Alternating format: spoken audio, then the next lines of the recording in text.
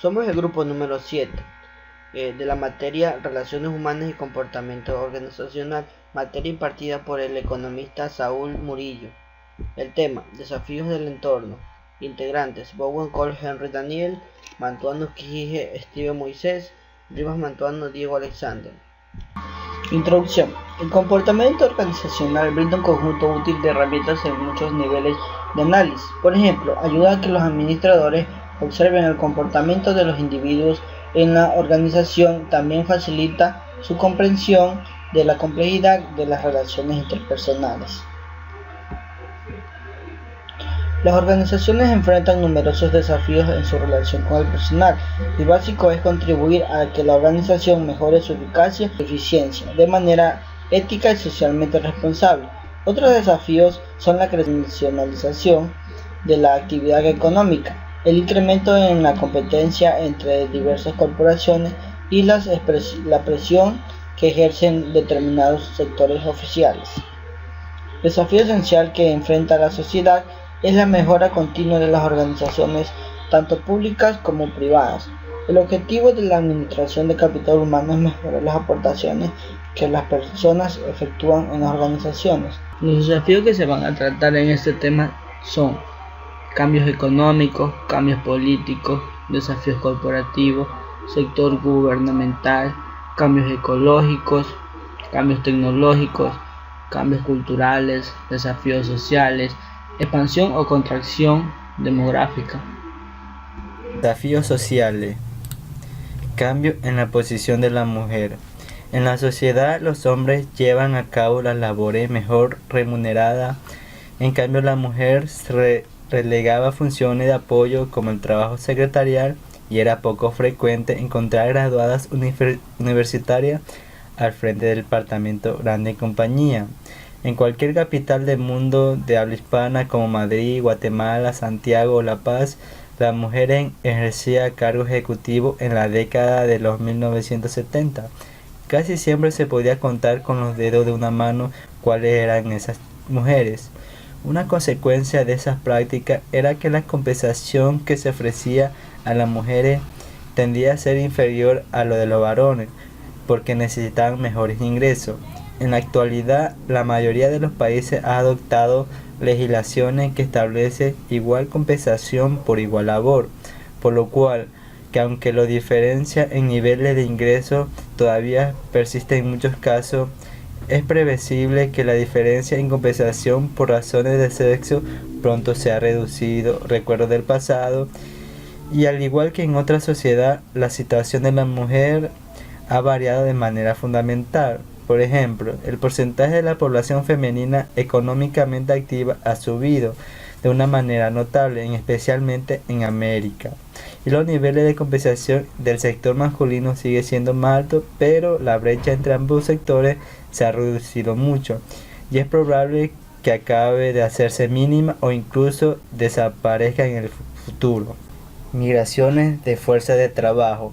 Otra modificación importante en la composición de la fuerza laboral a lo que se refiere a América Latina ha sido el nivel creciente de la migración, ya sea interna o externa, que se experimenta en nuestra sociedad. La inmigración interna se lleva a cabo cuando una persona decide establecerse en un lugar distinto de su nacimiento, pero dentro de su propio país. La migración externa ocurre cuando la persona se traslada a otro país. De acuerdo con los datos recientes de investigaciones, cuando la fuerza de trabajo es relativamente homogénea, el proceso de identificación con la empresa es más sencillo y natural.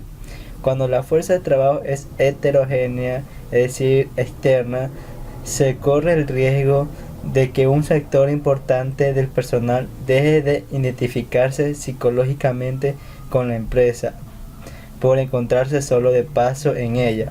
Es decir, que en las situaciones que se encuentra la persona, lo que le da por migrar a otro lado es por la fuerza de trabajo. Y mientras no haya trabajo en el lugar de origen, las personas se seguirán movilizando hacia otro lado. Para evitar esa inmigración es importante buscar zonas factible y que tenga comodidad para la familia y un trabajo estable.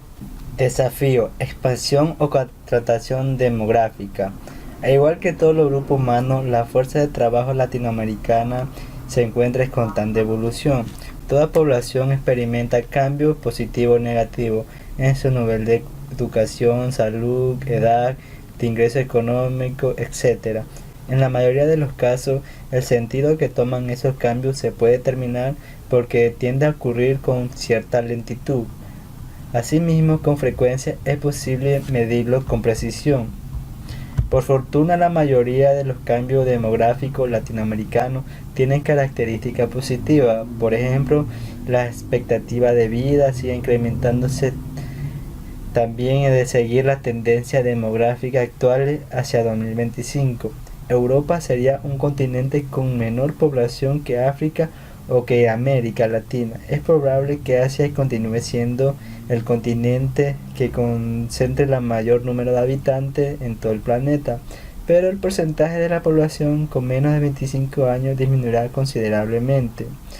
Entre los cambios demográficos provenientes de la población latinoamericana se encuentra: primero sería la reducción progresiva del índice de natalidad. Por diversas razones, el promedio de parto por mujer ha descendido en todas las naciones de la zona. La latinoamericana en el siglo XXI tiende a tener menos hijos y a iniciar su familia a edad más avanzada que en el pasado. Es decir, que mientras la mujer más se desarrolle y tiene la capacidad laboral que en el tiempo de antes no lo tenían, se preocupa más por tener una estabilidad económica que por ir formando su familia. Ahora, el segundo punto que tenemos es el incremento acelerado del nivel educativo. El analfabetismo funcional o absoluto caracterizaba a grandes grupos de población hasta hace pocos años. Muchas personas se consideraban relativamente inmunes a los problemas de analfabetismo, porque la economía se basa en la agrícola, que permitía obtener empleo. Aún así, si se carecía de la más elemental formación, gracias al esfuerzo educativo que se han dado universales, el porcentaje de analfabetismo entre los latinoamericanos se reduce más todos los años. En tanto, se incrementa el porcentaje de personas que logran el acceso a la educación superior. Y el tercer punto, tenemos la mejora en la expectativa de vida e indicadores generales de salud. Al principio del siglo XXI, el número de personas que se puedan aspirar a celebrar su 70º aniversario es casi 7 veces superior al número correspondiente al principio del siglo XX. Diversas enfermedades contagiosas cada vez son más raras, gracias a la mejora en la dieta, a los hábitos higiénicos y a los servicios de salud. Es decir, que mientras más avanza la tecnología, mejor será nuestra salud, ya que se implementan nuevos métodos y medicamentos que nos permitirán vivir mejor. Desafío económico. La economía mundial ha pasado de una situación caracterizada por la competencia entre mercados nacionales de semiabierto a una situación de mercado totalmente abierto, globales e interdependientes, en los cuales se requiere la velocidad, flexibilidad y agilidad para competir y cambiar de mercado o de producto. A pesar de las dificultades económicas experimentadas por la economía latinoamericana durante los últimos años, numerosas compañías han logrado consolidarse, crecer y prosperar. En especial, las condiciones económicas, cuando son adversas, las compañías y el personal que se integra se esfuerzan por encontrar nuevas respuestas a los desafíos. Hay ciertos puntos que hay que destacar, ya que influye ya sea indirecta o directamente a la economía de cada país. Primero tenemos lo que es la desigualdad creciente, es decir, que la diferencia de ingreso ya no es problema entre rico y pobre, sino que afecta directamente a la clase media. La persistencia del desempleo. déficit de liderazgo, el crecimiento de competición geoestratégica, el debilitamiento de la democracia, el aumento de la contaminación en el mundo de desarrollo, es decir, eso es a los países desarrollados, en el cual mientras más desarrollados estén, más contaminación causarán. La mayor frecuencia de catástrofes naturales, ya eso ya algo que ya no se puede evitar, sino que está relacionado con el cambio climático, la solución a los fenómenos meteorológicos severos, que está más del lado a la prevención que a la reacción. Tenemos lo que es el avance del nacionalismo, que pudiera parecer una contradicción en el mundo de cada vez más global, pero tal vez es una respuesta psicológica precisamente a este fenómeno. El nacionalismo corre a favor de corriente, no solo aquel que circula por la senda de la demanda de independencia mediante la apelación a un nuevo Estado, sino también de los propios países a través de política proteccionista. Tenemos lo que es la mayor estrés por acceso al agua, debido a una combinación de problemas con el rápido crecimiento de la población, las restricciones en el suministro del agua y el alto nivel de la pobreza. Países como India, Indonesia y Nigeria serían duramente golpeados por esa tendencia. Y por último, la creciente importancia de la salud para la economía, que nadie debería poner en duda que el sistema público sanitario es uno de los más grandes activos del país, ya que con esto nos permitirá tener una mejor salud en cuanto a los ciudadanos que habitan en un determinado país. Cambios políticos. Cuando los países cambian su estructura de gobierno, el efecto que tienen esas modificaciones sobre las organizaciones internas es muy grande. Una de las transformaciones políticas más radicales de los últimos tiempos fue la disolución del bloque socialista en Europa. A fines del siglo XX, la base de la industria y el comercio de países como la antigua Alemania Oriental debieron volver a estructurarse, y las nuevas autoridades tuvieron que enfrentarse con la colosal tarea de preparar a la población para participar en una economía que le era prácticamente desconocido. Otro cambio de inmensa importancia en el mundo contemporáneo ha sido la transformación de las economías de países como China y la India, que han adoptado estrategias agresivas para expandir su exportación y promover sus intereses comerciales. En todo el planeta, los cambios ocurridos en ambos países han tenido fuerte repercusión en todo el mundo, y muy especialmente en América Latina. Es decir, que en los tiempos actuales un factor político es muy importante para establecer la estructura de cada país y la manera que gobierne. Eso llevará a cabo si un país prospera o se queda en el subdesarrollo. Desafío: cambios culturales. La actitud de que se genera la cultura de una sociedad puede construirse elementos de la importancia para el desempeño de una organización. Por ejemplo, la actitud básica del público ha variado en los últimos años con respecto a la mujer profesional o joven, y un cambio de ese tipo puede ejercer profundas modificaciones de la manera en que una empresa sirve a la comunidad. Desafío: cambios tecnológicos. Los avances tecnológicos que se utilizan en diferentes industrias afectan directamente el modo de la vida y trabajo de las personas. Por ejemplo, las nuevas computadoras personales tienen efecto directo sobre la jornada de trabajo de miles de oficinistas.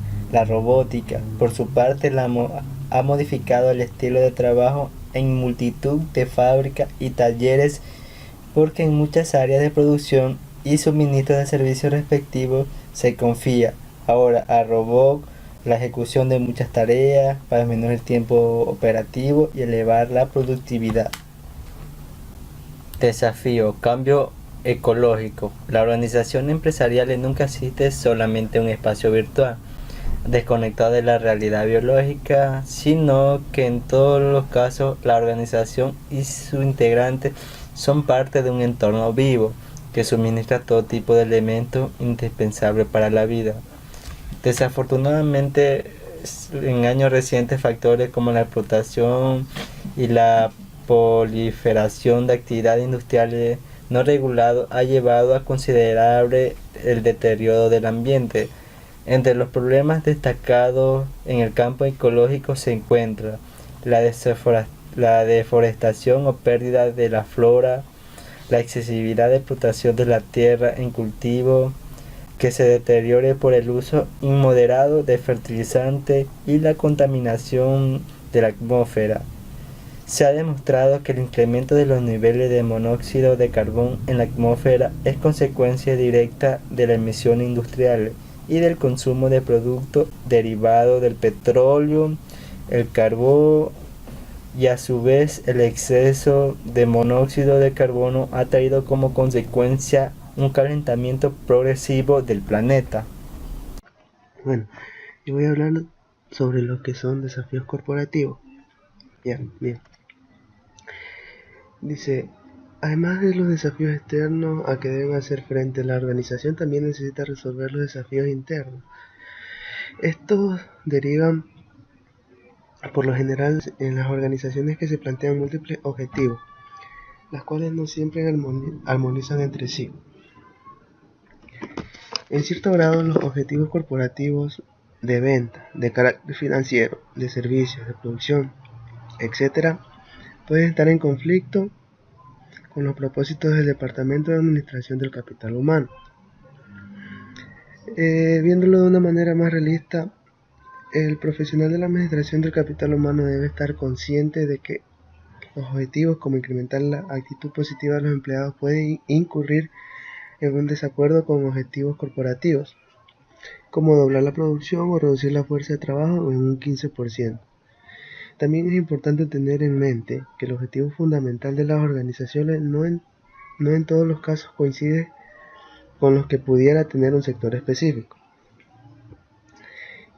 Bien, dentro de esto tenemos lo que son los sindicatos. Podemos decir que las organizaciones gremiales en general y los sindicatos en especial constituyen un desafío cuando operan dentro de una organización y un desafío potencial cuando se trata de organizaciones no sindicalizadas. En las compañías sindicalizadas se pactan con los representantes de los trabajadores varios aspectos, como el nivel salarial, las prestaciones, el horario de labores, las condiciones del trabajo y aspectos de seguridad.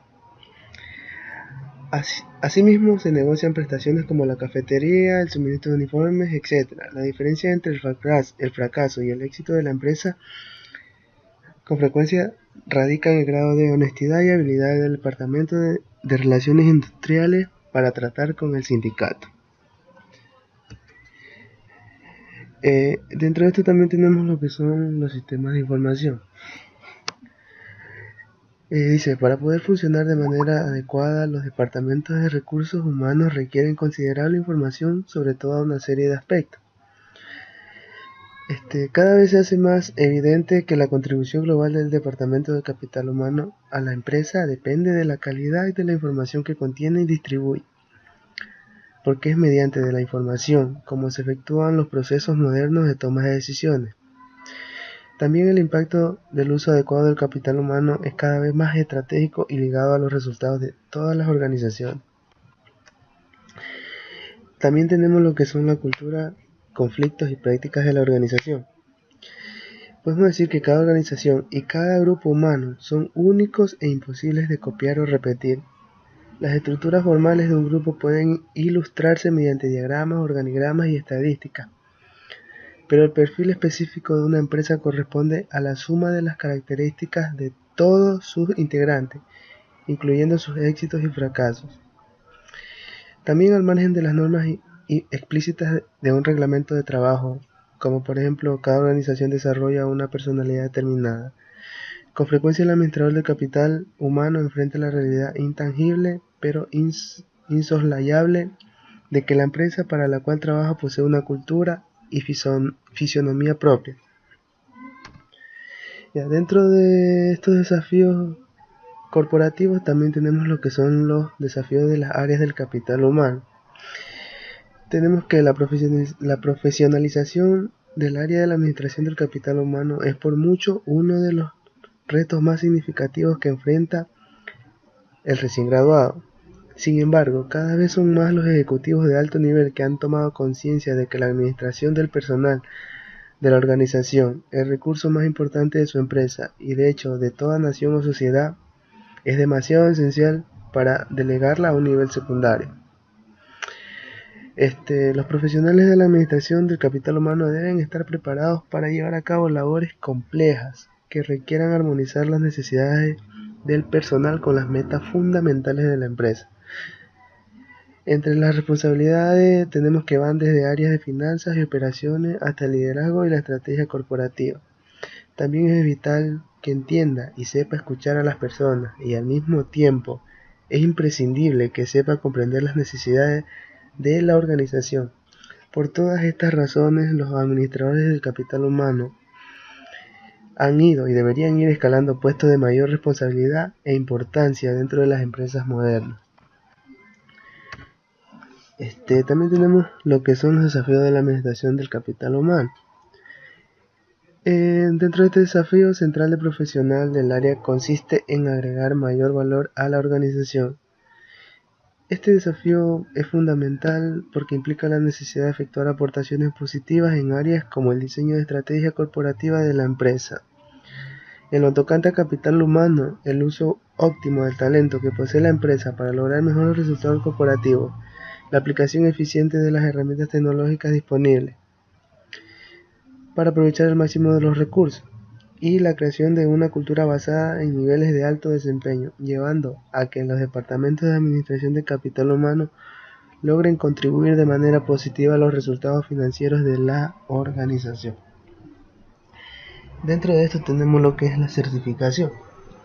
Tenemos que la legislación de la mayoría de los países latinoamericanos estimula que el ejercicio de ciertas profesiones se limite a las personas capacitadas para el caso, que han recibido la debida certificación, como por ejemplo en todo el subcontinente se exige a una persona que desea ejercer una profesión como la medicina, que obtenga los conocimientos y ofrezca las garantías determinadas por la ley.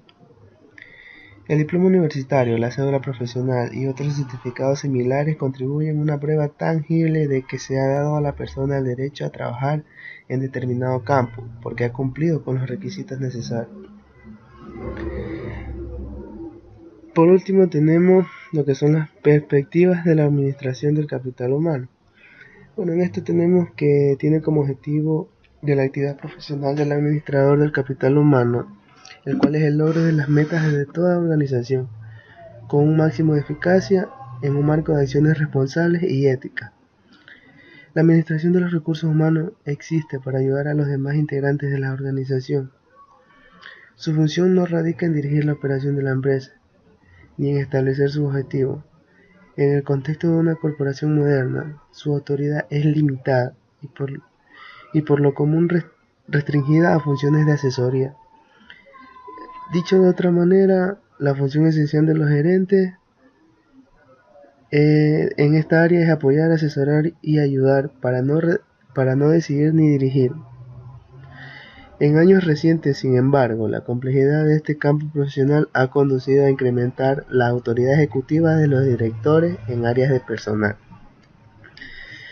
Bueno, y por último tenemos las conclusiones, que en este caso, con la realización de esta presentación, podemos decir lo siguiente.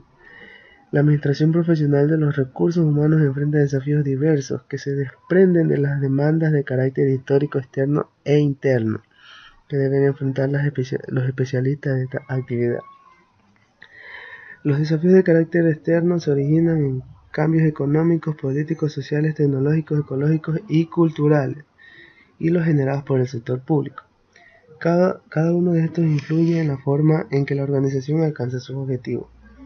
Por otro lado, tenemos los desafíos de carácter interno, donde se originan en factores como los sindicatos. Cuando una organización tiene un sindicato activo, la capacidad y habilidad de relaciones industriales para conducir las negociaciones obrero-patronales, que son de importancia vital. Y por último, tenemos que en un departamento de capital humano se debe obtener y mantener una base de datos eficiente. La necesidad de tener la información actualizada y confiable y de manera óptima de poner en práctica las políticas de personas dependen de los objetivos generales que se haya trazado toda organización. Gracias.